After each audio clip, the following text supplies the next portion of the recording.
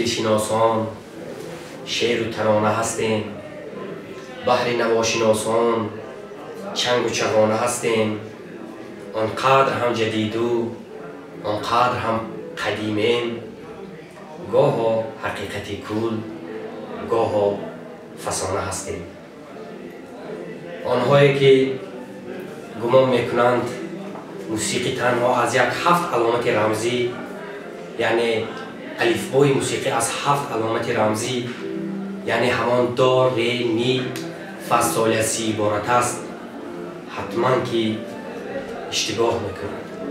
زیرا همین 7 رمز، 7 حرف الفبای موسیقی است که بیشتر از 2000 سال باز مردم از ترکیب همین 7 رمز موسیقی های بسیار نازنین می آفرینند، فلسفه را از آن به در می آورند و دل میلیون ها، میلیارد ها آدمی سیاره را به جنبش می بیارند و این معجزه موسیقی است. حالا دوستان، مهمان نوبتی برنامه گنج فرهنگ را از یوتیوب کانال روزنامه جمهوریت چون همیشگی برای شما معرفی نمیکنیم، زیرا معرفی بهترینی ایشان همان صدا و موسیقی و سیماشون است که برای این ملت سالها باز الکی آشناست و ملت گوشش، چشمش به همون سیما، گوشش به همون صدا عادت کرده است. بعد از چند لحظه شما این سیمای عزیز، این چهره ماندگار و صدای به دلها نزدیک را خواهید شنید.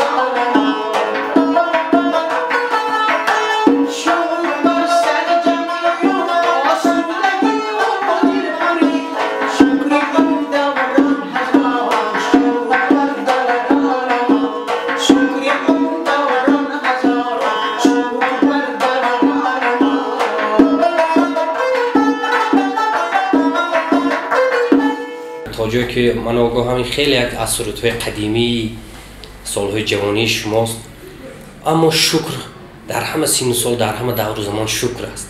یعنی سرود شکرانه، حدیث شکرانه کهنگی و نوین ندارد. درسته.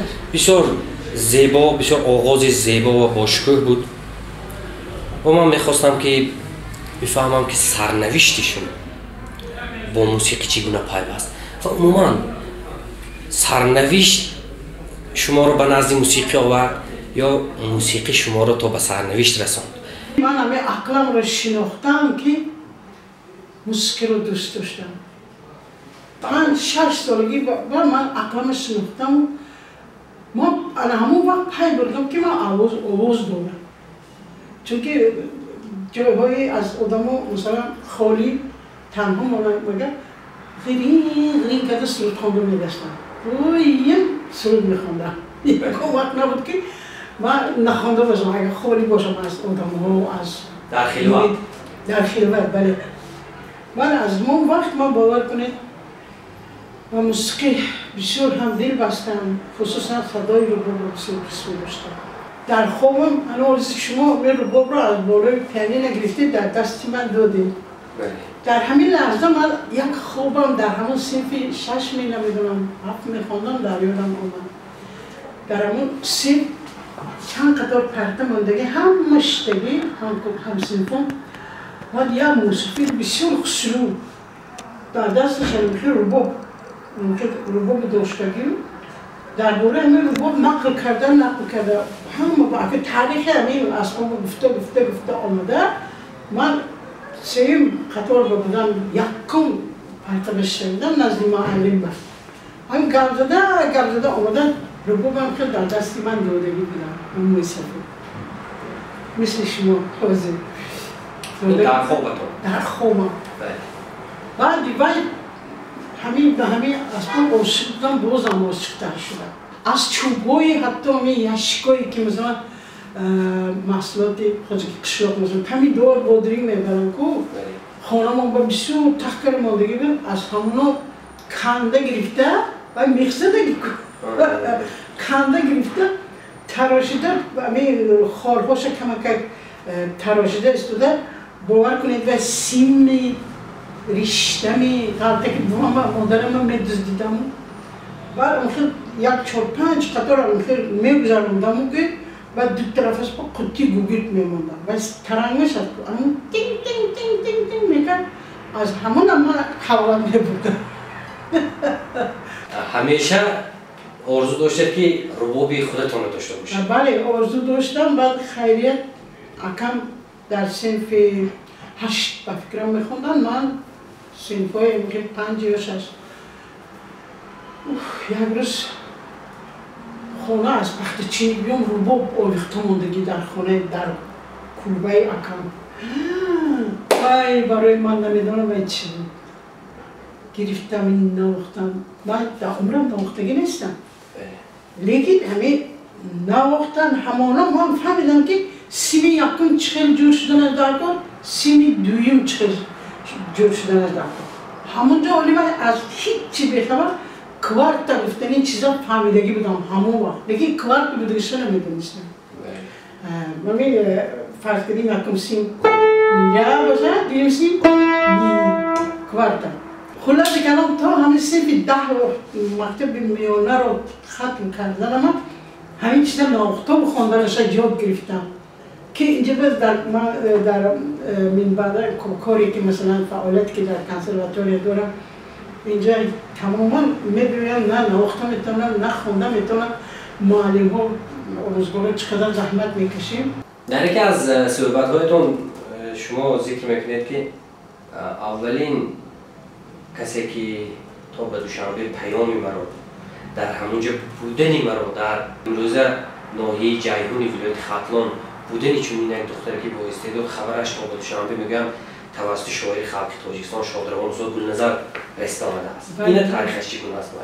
ماه سپتامبر در همون کلوب کمپوز ما از شهر دوشنبه پختچین دخترها رفتن.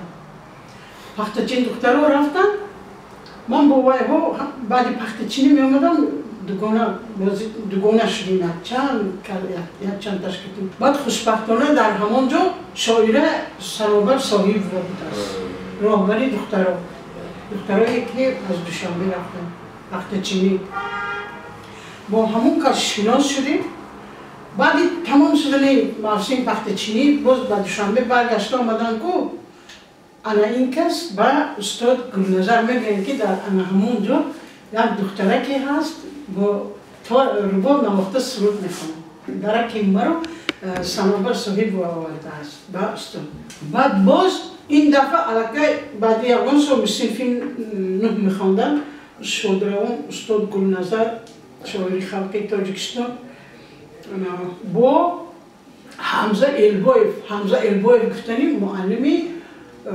فیلسوفیا در اینستیتوت صنعت به ما درس داده بودن با همون کس با کارگاه خودشون همونجا میروند به هم ناحیه ما بعد کافته مکتبی ما رو میابند همون وقت من در میدانچه ورزشی والیبال بازی میکردم و والیبال بازی رو دوست میداشتم بعد گفتم که شما رو فریاد دارن در خونه پیانیران بعد اومدم که یعنی که دو مرد کشلو خیلی معلوم که شهری هم قشلاقی نیستن از نمودشان معلوم بود که فرق بود بعد اشتاگیم خیلی سلام علیکم کردیم بعد استاد گفتم که مستونه شما می من گفتم ها معلم گفتم بعد همین که گفتم که یک چیز خونده تید بعد خیلی در همون خانه پیانیران اسباب موسیقی آویزان بود یک تشه گرفتم جور کردم همه آزرنگ جور کردم شب گرفتم خوندم ما از همون شعری صنوبر صاحب و یک تشه شعرشان آهنگ کرده بودم که همچون حواس کرد و همون خونده دودم معقول شد با استاد بعد باید گفتم که این دختره ناز میخونده سن آوازش هم ناز بود از حمزه البویف بعد در رپرتوارشون برو آوردن همین سرودی خودم آهنگ بستگی رو البته حواس کرونا اینو بعد همون وقت جلبه مرادف استاد جلبه مرادف بسیار مشهور بودن از همون کس یک سرودی دیگر رو ثبت کردن یکی از سرودهای جلبه مرادف رو با این سرودی خودم یک جای ثبت کردن و بعد از اونجا بعد دوشنبه اومده با واسطه رادیوی تاجیکستان پخش کردن این سرود رو دو سرود رو در روزنامه کمسمول تاجیکستان مقاله چاپ کردن درباره ما. بله. همه خیلی آغاز معرفی شما چنین بود. بله. حالا همون سرود اولینه که در نزد استاد گلنظر اجرا کرده اون استاد ثبت کرده تا به رادیوی تاجیکستان آورده شنوندند و درباره اون مقاله هم نوشتند. آیا یادتون است؟ بله. ما بسیار می‌خواستیم یک شینگل از آن رو بشنویم. باشه.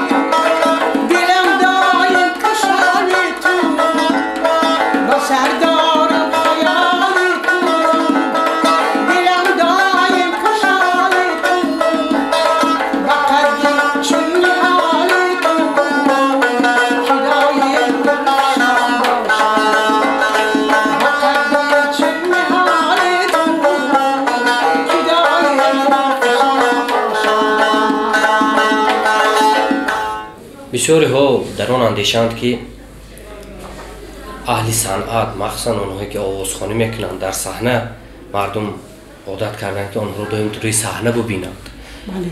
در آن اندیشند که آنها همیشه شادند، در زندگیشان معمایی نیست، گویا زندگی آنها همیشه از بزم، خرسندی، شوخی و بازی و رقص عبارت باشد. اما جریان آفریدن یک آهنگ، جریان آفریدن یک سرودی مکمل، عموما مشقت ایجادی چگونه است و اندیشه های فردی مستانه ارگشفه درباره جریان آفریده شدن یک موسیقی و یک آهنگ و یک سرود چگونه است؟ این جریان بسیار مشکل است چون که از همون گویا که دوره جوانی منم بسیاری بدم نباشد آهنگ آفریدم. امسال نصیب باشد کتاب پررم نام کتاب سرودهایم نوبهار تاجیکان، اون کتاب دویم که امسال چاپ می شود انشاءالله، حیات و فعالیت ایجادی من. نام کتابم مستانه می سراید. نام کتابم مثلا بسیاری ها اول آهنگ می آفرند، آهنگ می یابند، بعد مناسب همون آهنگ شعر می یابند پیدا می کنند. من برعکس شعر رو میخونم اول من به مضمونش باید در خودتون حل میکنید اول؟ در خودم حل میکنم، مضمون و محتوای او رو حل میکنم. بعد همین از بس که بسیار تکرار کرده خوندن میگیرید خود به خود آهنگ پیدا میشه. باور کنید تا یک سرود با شعر توأم شده آهنگ پیدا شده نه، لیکن آدم خون دل میخورد. باور کنید کاری آسان نیست. برای همین هم امروز من دیده استاده چقدر سرودخوانی هم سبک شد و ثبت کردن هم سبک شد و سرود یافتن هم سبک شد، چون که بسیاری ها خودشون آهنگ بسته نمیتونن، اما آهنگ های تپ تیاری ایرانی و ترکی و عربی و هندی و همه میگنن کمتر بازبینی میکنن. یک سخنهای یک خودتان سبک رو میابند پیوست میکنن. استودیوها برفتر و ثبت کرده برآمد کرده استودیوان ستاره شدگی همشون. انا یابو گیر مهنتی ما کجا شد؟ مهنت اینها ببینید. بله. حاضر میبخشید گپتون رو میبرم. حاضر اگر پول داشته باشد که سوم داشته باشد خود به خود آدم ستاره میشود. باور کنید وقتی که من دانشگاه صنعت خواندنی اومدم، یعنی در کورس یکم میخوندم، منم به تلویزیون دعوت کردم. اولین بار دعوت کردم سرود علمخان حیطوی خواندم. نه فکران استادی من اون کس من بعد اومده درس نداده باشم. استادی معنوی من شهروان علمخان حیطوی. بعد برآمد تموم شد من جواب دادم. بعد خریدار خیلی راه میرفتم که از کفام کسی مستانه گفتم. من کتاب که باشه نگاه کنم رحمتی علی جان سولی آمدن گفتن که بسیار ناز برآمد کرده، ربوبم ناز می‌نواخته، لیکن شما مستانه ارگس رسید. علمخان حیطوی دویم بار تکرار نمیشه. اگر روح علمخان حیطوی که میرفته باشید شما نمی‌سبزید گفتن. روح خودتان رو پیدا کنید. انا همین چیز من به بسیار سخت تاثیر کرده، باور کنید. برای همینم شاگرد رو من هیچ وقت نمیخوام که من برای خونه اصول خودش رو باید خواندن گیرم. من برای اصول خودش رو یافتن در همین سن در همین کنسرواتوار فعالیت میکنم. چون برنامه ما حالا که جریان دارد در نوار، من فکر میکنم مخلصان شما حتما در اطراف اکران جمع شدند و باز هم میخوان یک سرود دیگر سروی. چی میشود که باز یک ترانه جذاب از شما بشنویم؟ عجب بریم.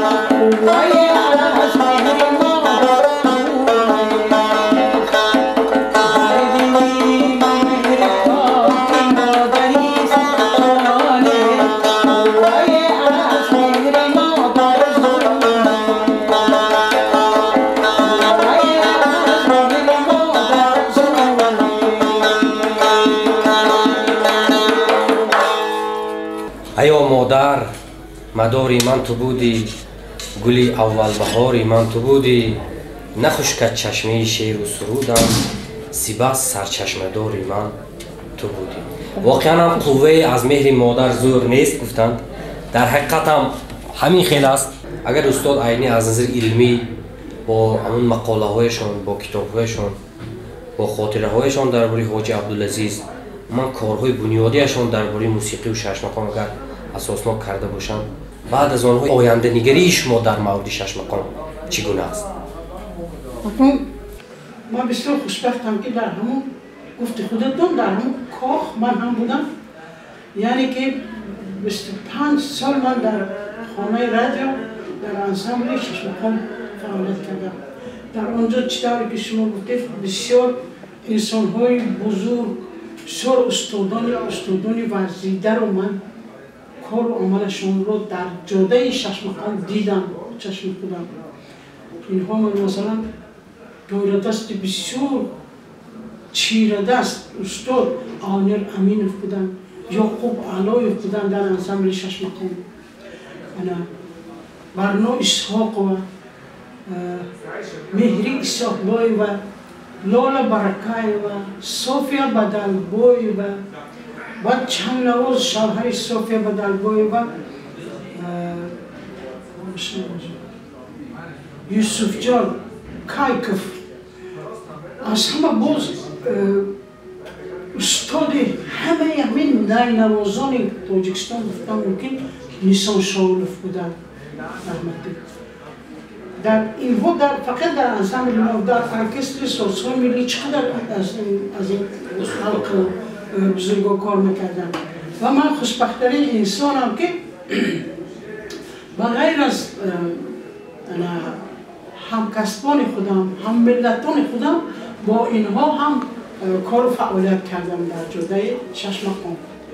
و اکنون سوال شما این گونه بود که همین بار را مگر بعد از سری ما میبرند و جای مثلا دوام دوده میتوانسته باشند. البته بعدی ما الان خودتون من شاهد هستید که با عرصه شش مقام اینقدر شاگردان خوبی یعنی که سرایندگان هم نوازندگان بسیار نقص صنعتکاران درست آمدن. چون که من در مثالی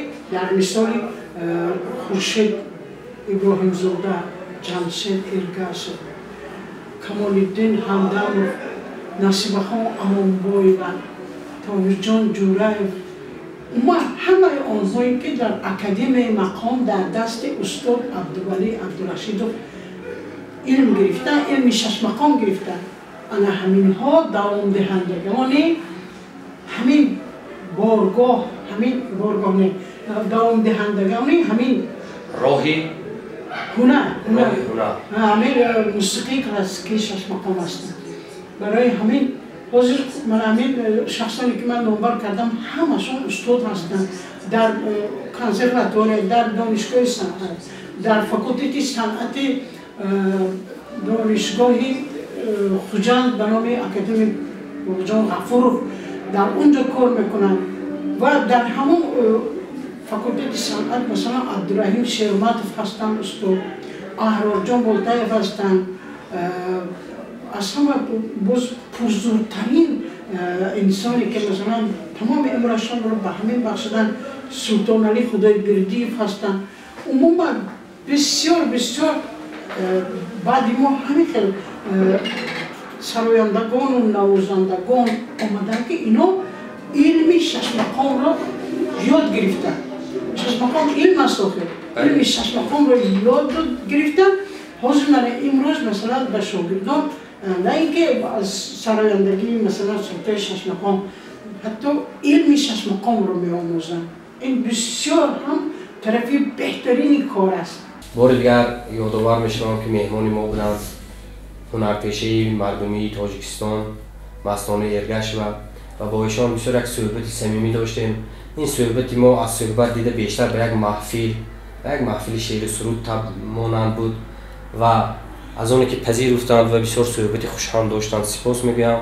و همان دو نمونه سرود که یکی درباره شش مقام است و دیگری یک واکنش معلمه همچون نماینده اهل هنر، نماینده اهل ضیا علیرغم همین پاندمی بود، با آن محفل ما رو به انجام برسانیم.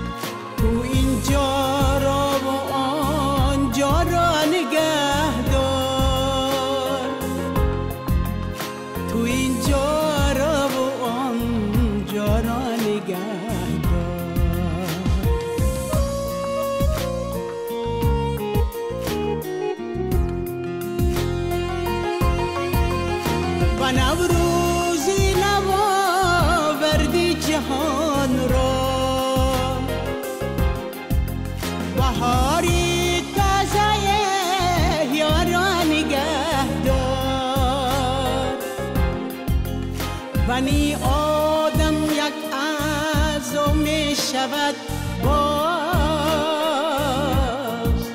تو این پیوند زیبا را نگه دار تو این پیوند زیبا را نگه دار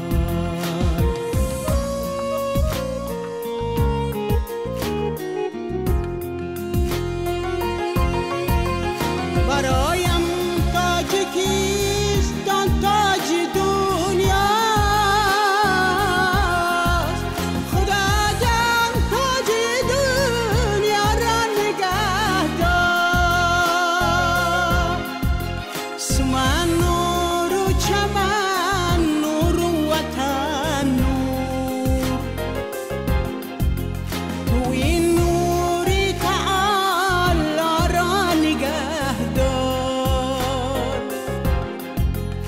بلا را و وبا را دور انداز